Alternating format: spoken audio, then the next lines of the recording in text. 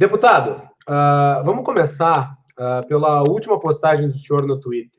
O senhor menciona ali a queda nos últimos 2 dias no número de mortes na Itália, que tem sido sempre muito citada em virtude da contaminação gigantesca ocorrida ali e o número de óbitos verificados. Essa queda, o senhor disse, não tem nada a ver com quarentena. A que se atribui, então, ela? Essa queda é que agora todo mundo está... Essa queda obedece a um ciclo da epidemia, que o vírus se propaga. É importante as pessoas entenderem como é que é a epidemia, né? A epidemia surge um vírus novo que não tem resistência nas pessoas e infecta rapidamente muita gente, né? Ele começa se infectando e hoje nós estamos o mundo está globalizado, as pessoas pegam um avião, vão para outro lugar, já infectam lá. O que vai acontecer? O que acontece é que ele está circulando muito tempo antes das pessoas descobrirem que tem aquele vírus. A China detectou o vírus em janeiro, no começo de janeiro de 2020, né?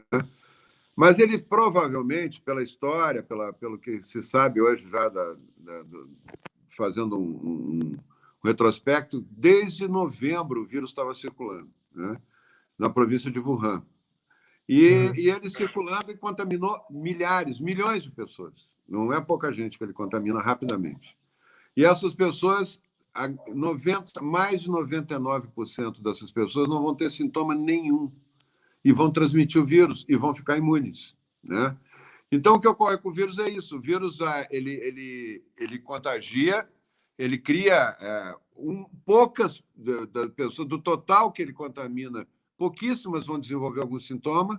Esses é que vão ser descobertos, né? Que vão fazer o exame e tal, porque estão com tosse, né? E uma quantidade menor ainda fica mais grave e pode morrer, né? Então, nós estamos falando de um vírus que entra na sociedade inteira em questão de dias. Quando nós começamos a detectar aqui no Brasil os primeiros casos de H1N1, de coronavírus, nós já tínhamos centenas de milhares de pessoas com o vírus. Agora temos milhões, nessa altura do campeonato temos milhões. E por que um vírus que não tem remédio, não tem vacina, por que termina a epidemia? Termina porque é tanta gente contaminada, tanta gente com resistência, que quando chega a mais de 50% da população, se cria uma parede imunológica, se cria uma situação chamada de rebanho, onde as pessoas, a maioria da população já tem defesa para o vírus, então o vírus não consegue mais se propagar e essas pessoas acabam protegendo as pessoas que ainda não têm defesa para o vírus, né? Então, é esse o fenômeno que acontece nessas epidemias virais. Foi assim no H1N1, foi assim está sendo assim no coronavírus, nas pandemias que estão ocorrendo. E ocorre nas epidemias também sazonais. Quando tem vacina, se previne, né? Se cria os anticorpos. O que é a vacina? É o vírus atenuado, né? Então, ele cria anticorpos sem causar muito dano para a pessoa. Mas tem gente que, quando faz a vacina, pode morrer, até pode piorar e morrer. É muito raro, mas tem, né? No caso da febre amarela, o vírus é atenuado, mas em alguns casos, sei lá, 1 em cada 2.000, 3.000, 4.000, pode ter uma reação maior. Então, até criar os anticorpos. Nós estamos trabalhando com milhões de pessoas que já têm anticorpos, né? Na Itália, a mesma coisa, nos países da Europa, a mesma coisa, e que uma parcela desenvolve sintomas, né? Continue, por favor. Não, pode concluir. Não, o que acontece, Macalossi, é que cria uma curva, dá para representar graficamente por um sino, uma curva que sobe, chega lá em cima, desce. Por que desce se não tem vacina e não tem remédio? É por causa da imunidade, da quantidade de pessoas com imunidade que já tem. E essas pessoas podem transmitir sem saber. Elas nem sabem que pegaram o vírus. Como nós não sabemos que pegamos um monte de vírus aí, de influenza sazonal, de gripe, e resolvemos sem saber que pegamos. E temos resistência para eles, né? Então, isso está acontecendo nesse momento em milhares, milhões de lugares, né? Quando chega... Essa curva ela tem um padrão matemático, mais ou menos, ela segue um padrão. Eu comparei a curva do H1N1, que é um vírus do tipo influenza, que foi a pandemia, em 2009, que eu fui o secretário de saúde que combateu o H1N1, aí no Rio Grande do Sul, foi terrível, foi a pior epidemia que nós já tivemos nas últimas décadas, e foi muito mais... causou muito mais dano do que o coronavírus vai causar. Só para lembrar, quantos infectados teve da doença H1N1 aqui no Rio Grande do Sul na época? O senhor lembra? No Rio Grande do Sul foram 6 mil, né? E no Brasil 58 mil. Né? No Rio Grande do Sul morreram 200 e poucas pessoas. No Brasil morreram 2.100 pessoas. O Rio Grande do Sul foi mais ou menos 10%. Mas o Rio Grande do Sul foi o primeiro que recebeu o impacto, não se sabia como lidar com a epidemia, e nós fomos reforçando o sistema até dar conta do recado. Né? Mas o senhor não acha que o nível de propagação dessa doença, o coronavírus, não está num patamar um pouco mais alto do que o da H1N1? O último final de semana nós tivemos aí quase 800 mortos na Itália, por exemplo. Hein?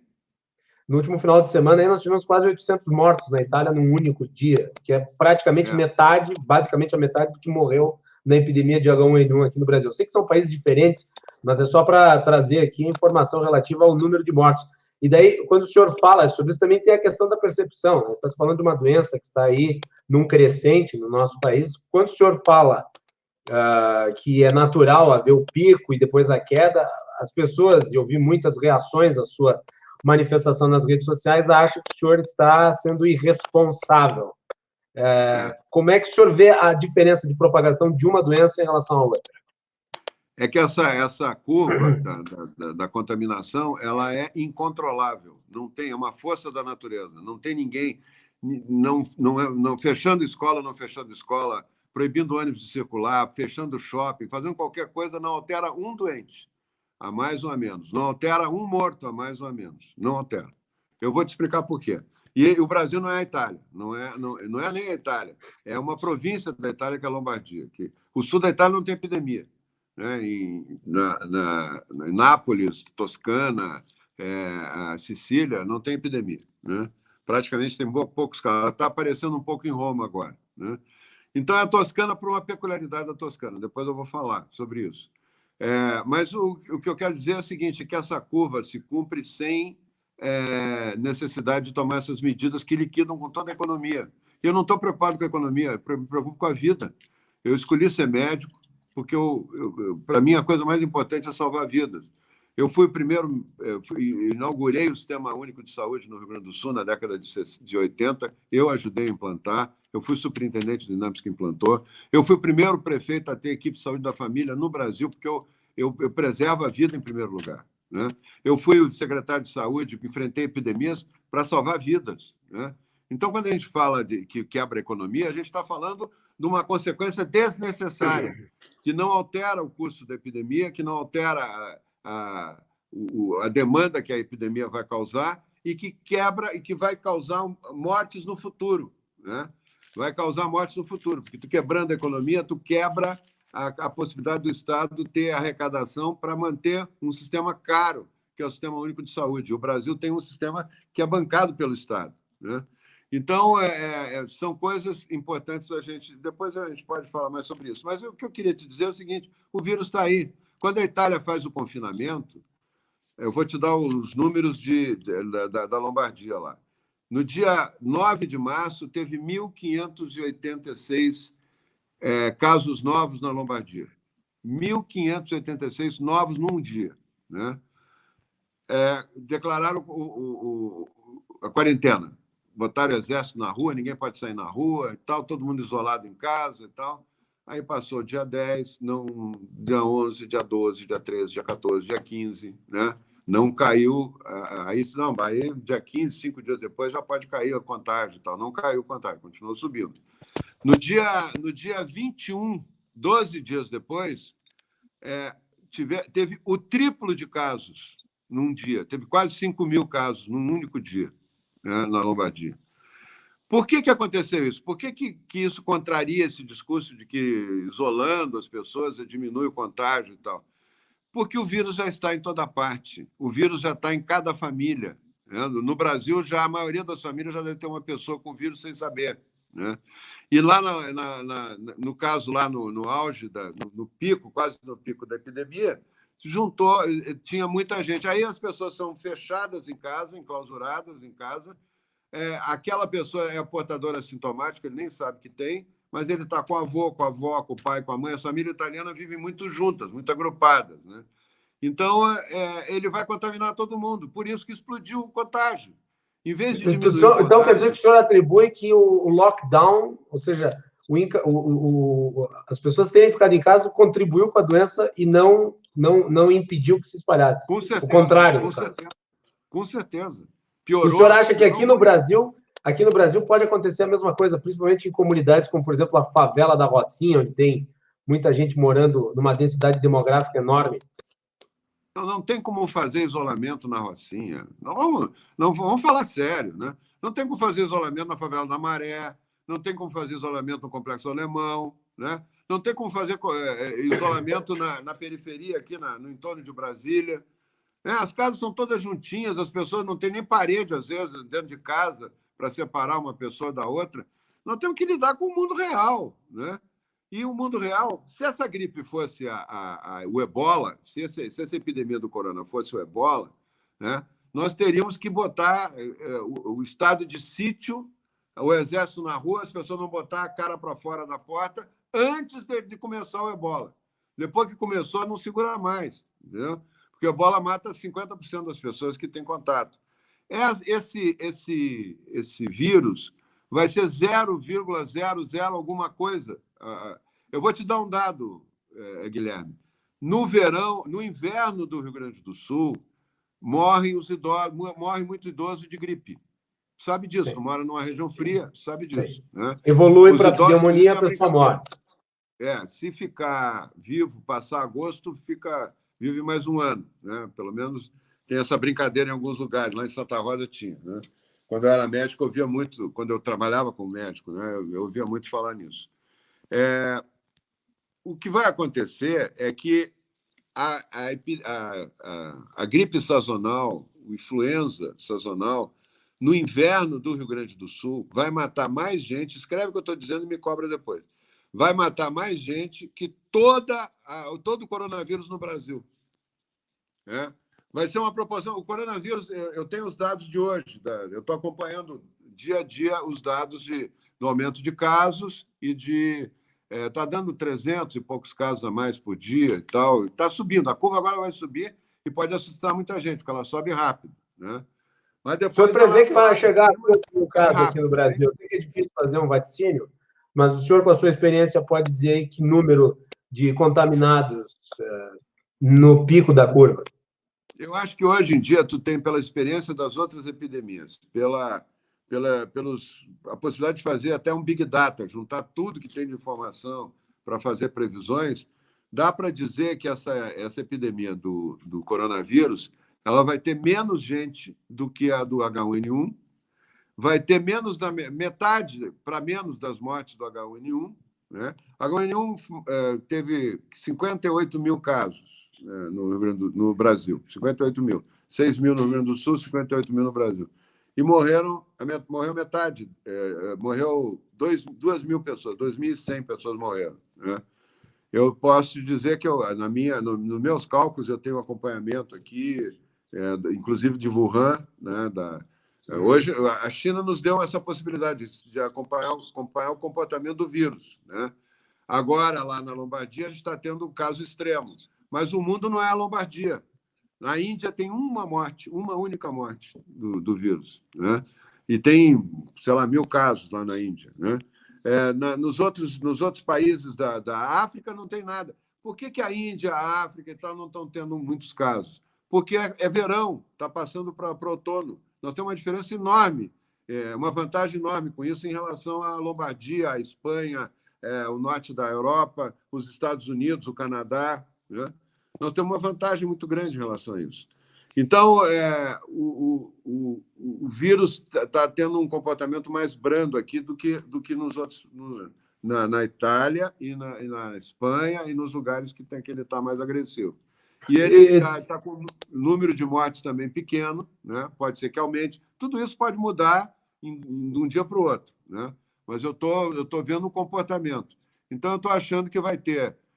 teve 58 mil casos do H1N1, deve ter em torno de 50 mil, talvez menos, desse vírus. Né? E esse lockdown aqui no Brasil, o senhor acha que não vai influenciar em nada na queda do número de casos? O senhor prevê para quando uma queda no número de casos no Brasil? Eu estou fazendo já a previsão. A terceira semana de abril vai reduzir, começa a inclinar a curva começa a descer. E na primeira semana de junho termina. Fechando ou não fechando escola. Depois não vamos dizer que fechando escola, porque isso aconteceu com o H1N1 também, foi o mesmo padrão, né? Sem fechar uma loja, sem fechar uma escola. Eu, inclusive, fiquei convencendo os prefeitos a reabrir as escolas, né? Sem alterar a vida das pessoas, né? E por que o senhor acha que agora, diferente da época da H1N1, se optou por fazer esse lockdown total da economia, não apenas aqui no Brasil, mas em outros países? Por exemplo, a Inglaterra era um país que tinha preferido fazer o lockdown por manada, e agora o Boris Johnson anunciou o lockdown total. E o mesmo para a Índia, que o senhor menciona aí, tendo apenas um caso de morte. Por que isso agora? Qual que é a sua avaliação? Eu acho que todos os casos de lockdown eles têm uma razão política. Não é uma questão baseada na ciência. Eu vou te exemplificar por quê. O Macron resolveu botar todo mundo de quarentena, né, para controlar o vírus. Né? O Macron, ele por pouco não foi derrubado nos últimos meses, por causa dos coletes amarelos. Eles estão sempre na rua e não saem mais da rua e só vão sair da rua. Agora o Macron botou todos eles de quarentena, botou todo mundo em casa um mês. Deu um alívio, parece que ele está fazendo uma grande... Como as pessoas estão assustadas, parece que quem faz uma postura mais radical está fazendo mais pelas pessoas. Né? E esse tem um conteúdo político, essa decisão. O resultado do lockdown, 16 de março, ele decretou o lockdown, lá, a quarentena total. Né? Hoje, dia 22, tem o triplo de casos Mas daí eu vou fazer uma pergunta. Esses casos aí que surgiram entre o início do lockdown e o momento presente, eles não seriam relativos a pessoas que pegaram a doença antes do início do lockdown? Não seria muito cedo para julgar o efeito do lockdown no número de casos? Eu acho que quando passa mais de 10 dias, o lockdown da França não passou. Né? Não passou mais de 10 dias. Não passou ainda. Mas eu acho que nenhum lockdown ainda passou. Mas na Lombardia passou. Na Lombardia passou? Na Lombardia passou e explodiu o número de casos. Explodiu o número de casos. Mas agora está caindo. Hein? O senhor menciona que não tem relação com a quarentena. Contaminou a população toda, não tem nada a ver com o lockdown. Ela está caindo porque contaminou a população. Senão fica muito fácil. Tu sabe que a curva vai ser essa, tu sabe que vai cair em determinado momento, dia tal, semana tal, e tu faz uma medida, dizendo agora resolveu porque eu parei as escolas, porque eu proibi os ônibus, porque eu fechei o shopping, porque... Rapaz, não tem cabimento tirar banco da praça. Tio. Eu soube que Bento Gonçalves, o prefeito, mandou tirar banco da praça, para as pessoas não sentar na praça. Isso não tem cabimento, é uma coisa absurda para proibir as pessoas de ir à praia. Eu não estou dizendo que o prefeito está mal intencionado, não estou fazendo crítica nenhuma ao prefeito. Eu estou dizendo que o pânico que está se instalando na população, e não é só... no Brasil, em particular, a grande imprensa nacional está botando pânico na população diariamente, 24 horas no ar, entendeu?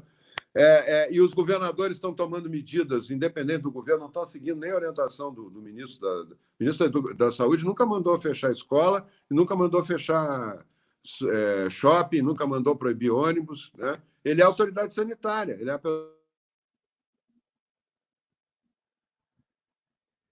ele tem uma responsabilidade e está agindo com responsabilidade nessa questão. Né? Então, nós temos que acompanhar, tranquilizar as pessoas. Né? O que aconteceu no H1N1 foi que as pessoas passaram a ouvir a autoridade sanitária. Eu, quando conversava com a população, tu te lembra que eu dava entrevista todo dia, praticamente, naquele período? Eu dizia, olha, a semana que vem vai aumentar tantos casos, você tem que fazer tal e tal procedimento, não lavem as mãos sempre, cuidem, é mais importante lavar a mão do que usar máscara. E a semana que vem vai começar a cair, vai começar a melhorar, e as pessoas passaram a confiar porque acontecia aquilo que a gente falava.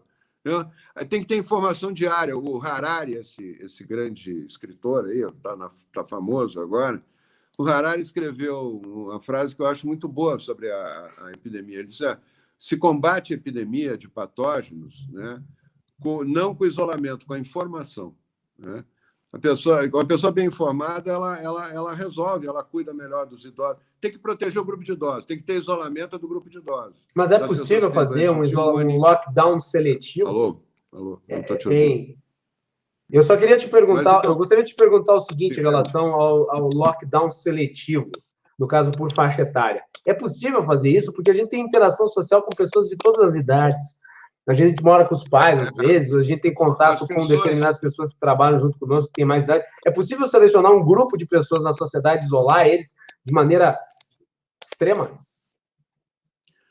Não precisa ser extremo, eu acho até que não precisa ser extremo, mas é possível, sim, é mais fácil fazer isso do que ficar todo mundo enfunado em casa 3 meses, sem fazer nada, entendeu? Olhando para o teto. Né? Porque o que estão se propondo aí é nesse nível, entendeu? Não tem como fazer isso. Não tem como. Tu acha que o Macron vai conseguir manter toda a população da França dentro de casa, sem sair de casa? Os meninos olhando para o teto? Não vai conseguir, não consegue. Deixa eu te fazer uma outra pergunta. O senhor fala que, basicamente, o pico dessas epidemias é em 13 dias. Não, 13 semanas. Que as epidemias foram 13 dias e o pico é em 6, é isso? Não, eu estou dizendo que o pico é em 6 semanas. 6 semanas, eu não estou falando de dias. E o pico é em 6 semanas e a epidemia deve durar em torno de 13 semanas, que foi o que aconteceu com a H1N1 e foi o que aconteceu em Wuhan e que tem acontecido com as epidemias de vírus desse tipo. Entendeu? Então, 13 semanas. Isso é matemático, isso não depende da escola fechada. Eu vou te dizer qual é a consequência da escola fechada. Os meninos não vão à aula, vão se encontrar igual em algum lugar, vão se encontrar na rua, vão se encontrar no clube, vão se encontrar na praça, vão se encontrar na casa do outro amigo e vão se contaminar. E vão ser portadores assintomáticos. Não tem criança doente na Itália, lá, em lugar nenhum do mundo, de coronavírus. Eles não adoecem, eles são portadores, mas não adoecem. Aí o pai e a mãe não podem cuidar dele. Quem é que vai cuidar dele? O avô e a avó. E aí ele contamina o avô e a avó, que são mais frágeis e que vão ter uma chance de ter uma doença mais grave. Fechar a escola piora, não melhora a situação nenhuma. Né? Eu tenho pesquisas mostrando isso, se quiser eu te mando algumas. Pesquisas em pandemia mostrando que fechar a escola não adianta nada. Né?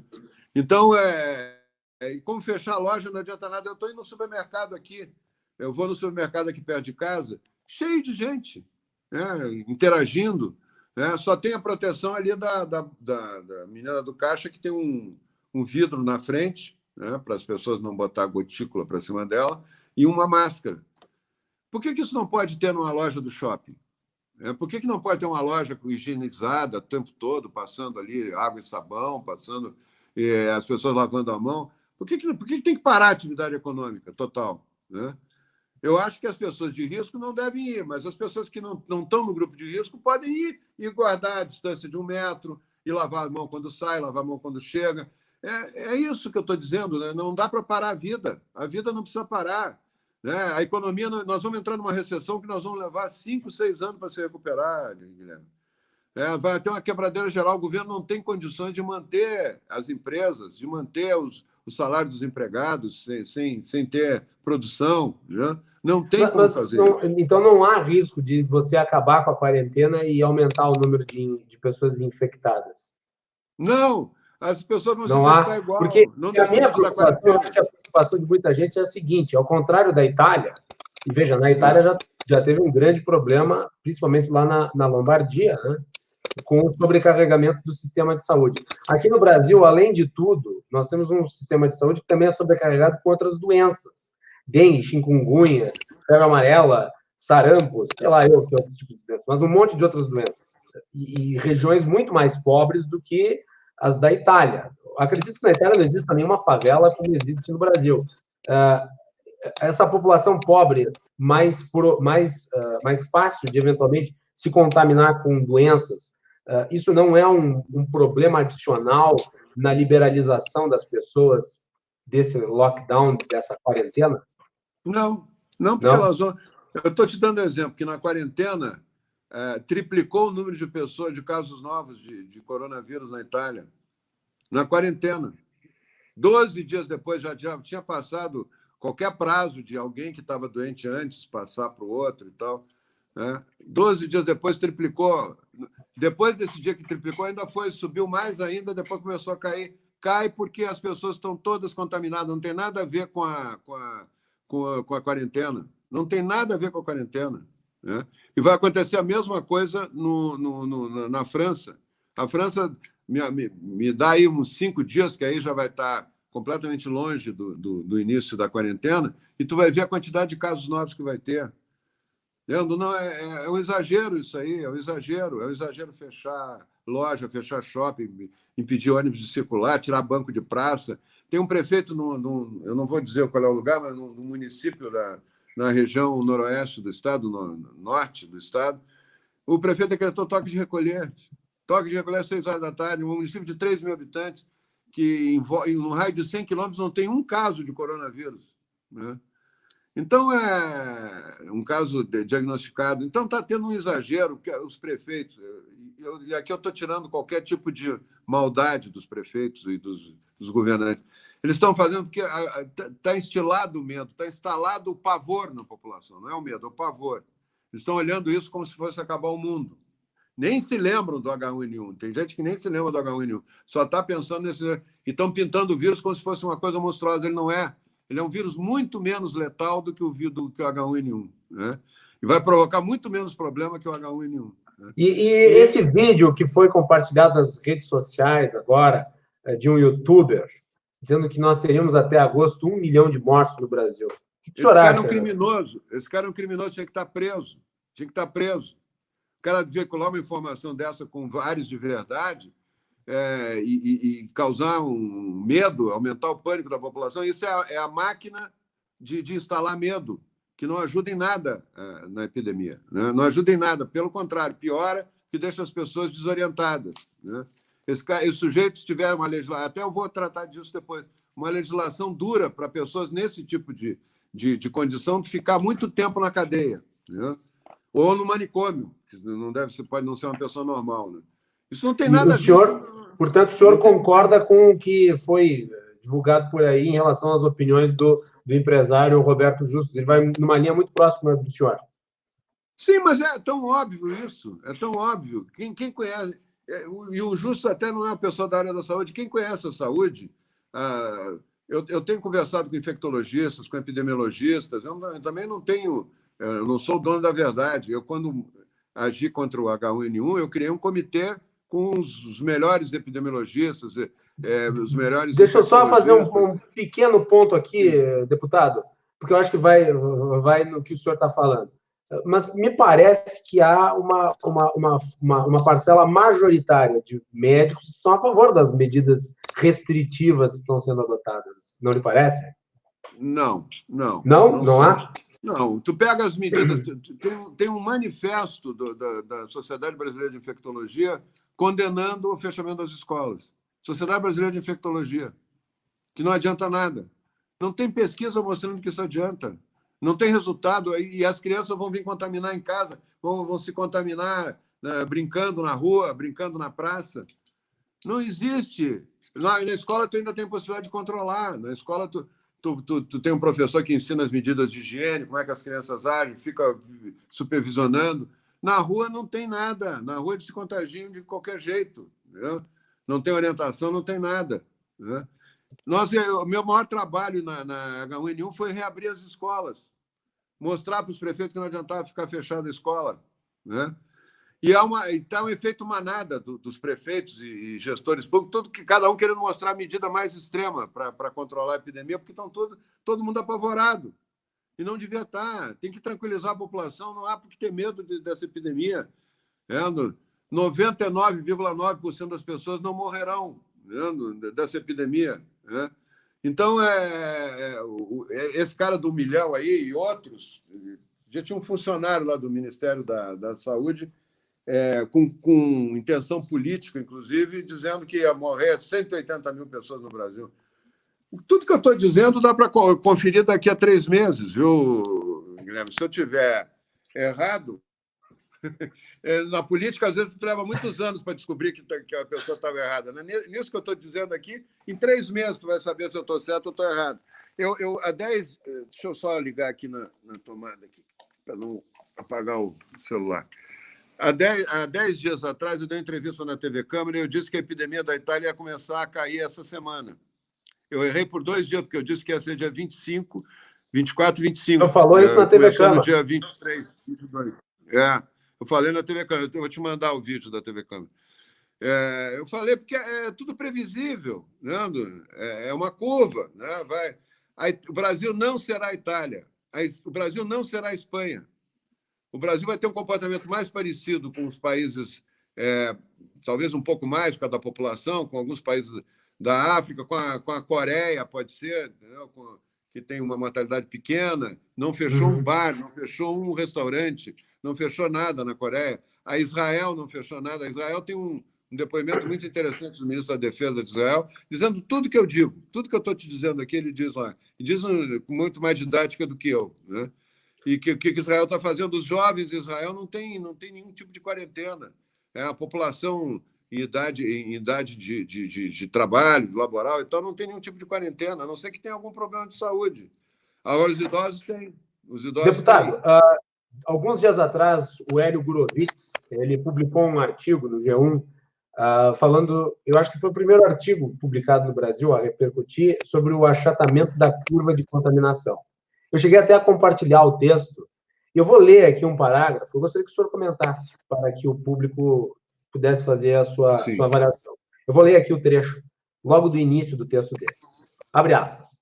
Dias atrás, o biólogo Carl Bergstrom tuitou elogios enfáticos a um gráfico publicado pelo jornalista visual Rosamund Pearce, na revista The Economist, depois modificado pelo especialista em saúde pública Drew Rares, com base em recomendações de 2017 dos Centros de Controle e Prevenção de Doenças para epidemias de gripe.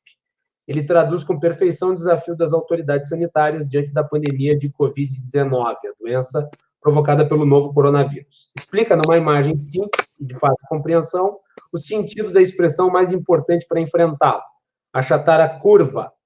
O erro mais frequente cometido por quem desdenha da pandemia é chamar a atenção para a proporção aparentemente baixa de mortos, entre 0,5% e 3,5% dos infectados, para a alta quantidade de casos leves, mais de 80%, e para a gravidade reduzida, a não ser em grupos de risco específicos, como idosos, diabéticos, doentes do coração. É afirmar que o risco mínimo para crianças não justifica medidas como a suspensão de aulas ou comparar tudo com uma gripe, como fez ontem o presidente Jair Bolsonaro em mais uma manifestação infeliz. Fecha aspas. O que o senhor acha desse texto e dessas informações aqui que são trazidas, inclusive, de publicações do exterior e do Centro de Controle de Prevenção? Isso aí é um artigo político contra o presidente, contra tudo que o presidente fala. Né? O presidente tem sido até muito corajoso, ele não está pegando carona no medo. Né? Ele tá conseguindo ser responsável o suficiente para dizer para a população que a epidemia tem que ser combatida, que ele vai fazer tudo que for necessário para o combate da epidemia, mas que vai fazer tudo também para não quebrar o país, né? Para não deixar uma herança maldita, né, do governo dele para as gerações futuras. Né? Porque tu quebrando a economia, tu quebra o sistema único de saúde, vai morrer muito mais gente depois, daqui a um ano, do que vai morrer nessa epidemia. É aquilo que o Justus fala, tu não pode matar passarinho com tiro de canhão, né? Tu tem que ter a justa medida para fazer as coisas. Né? Nesse caso aí, o Hélio é um artigo político. Esse é um artigo político. Ele junta aí, conforme a sua conveniência, algumas publicações, alguns trabalhos e tal. Eu quero te dizer o seguinte: o que eu falo aqui desculpe o termo, vida vivida. Eu não falo nada de coisas que eu já sei mais por ser velho do que por ser qualquer outra coisa, por ter experiência de vida.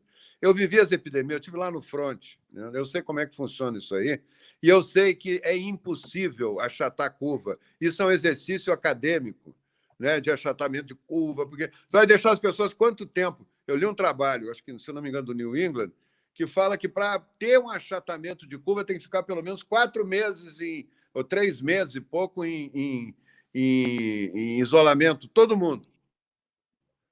E, economicamente, isso é inviável. Não, é inviável pessoalmente. As pessoas vão se matar. Entendeu? Vão ficar em casa sem poder sair na rua. Isso não existe. Primeiro isso. Segundo, que não achata a curva. Não tem como achatar essa curva. Depois que tem toda essa massa de pessoas já com contato com o vírus, tu não achata mais curva nenhuma. Quando começa a epidemia, tu não achata mais curva. Tu tinha que ser um Nostradamus para prever que a epidemia vai começar daqui a 2 meses, e aí o pessoal ficar todo protegido mais 2 meses, 3 meses, para não pegar o vírus. Não tem cabimento, ainda mais um vírus pandêmico que vai estar no mundo todo. Tu vai ficar em quarentena, quando sair da quarentena, tu pega o vírus. O vírus, esse conceito é básico para tudo que eu estou falando aqui, para tudo que tem que se fazer em relação à epidemia. Tu não diminui o contágio da epidemia, tu faz com que a população tenha, quando tiver a doença, tenha atendimento. Tu pode tentar diminuir o contágio dos idosos. Da população em geral, tu não diminui. Não tem lugar no mundo. Isso é que nem água morra abaixo e fogo morra acima. Tu não segura. É uma força essa evolução do vírus. É uma força da natureza. Todas as viroses são assim. Todas, sem exceção. Tu não tem como segurar, entendeu? O H1N1, tu não tem como... Agora eu vou isolar todo mundo aqui e vai parar porque não vai ter mais ninguém doente. Isso não existe. As pessoas já estão com a epidemia, elas vão levar a epidemia, elas vão levar o vírus para dentro das casas em quarentena. E vão ficar convivendo ali com tudo fechado, com os idosos ali, contaminando todo mundo, inclusive os velhinhos. Explodiu as mortes na Itália depois da quarentena. Não tem, isso não existe. Nós temos que trabalhar com o mundo real. Né? Eu estou falando de experiência real, não estou falando... E nem estou preocupado com benefício político. Esquece isso, porque 90% da população está achando que o mundo vai acabar amanhã e que eu sou um louco que está falando uma coisa que eu não devia falar, entendeu? Muita gente está dizendo isso. Né? Eu não tenho problema com isso. Eu tenho hoje, com a idade que eu tenho compromisso com o legado que eu posso deixar. Eu não posso, conhecendo o mecanismo de uma epidemia dessa, sabendo como é que funciona, ver o meu país explodir, ver as pessoas cometerem erros crassos, né? Inclusive os gestores, e não falar nada, e ficar quieto. Né? E ficar quieto, eu não vou fazer isso. Eu vou falar, vou me manifestar, e tudo que eu estou dizendo, diferente dos discursos políticos, que às vezes a pessoa leva 4 anos para ver que errou, que o discurso estava errado, que não foi completado, o que eu estou dizendo agora se completa em 60 dias. Pode conferir. Como eu Muito disse, bem. há 10 dias... Vamos fazer o seguinte... Vamos fazer o seguinte, deputado. Daqui a 60 dias, então, o senhor está convidado a participar de novo do programa para fazer a sua análise do que aconteceu. Eu estou me oferecendo para isso, inclusive para outras entrevistas, inclusive. Pode ter certeza que eu vou estar contigo aqui. Né? Então, tá bem. Deputado, muito obrigado pela sua participação, por ter aceitado o convite. Vamos trabalhar para preservar a vida. Vamos trabalhar para que as pessoas idosas, né, num número, na sua imensa maioria, não fiquem doentes. É isso que nós temos que trabalhar agora. Tá? Grande abraço aí. Obrigado. Obrigado, deputado. Um abraço.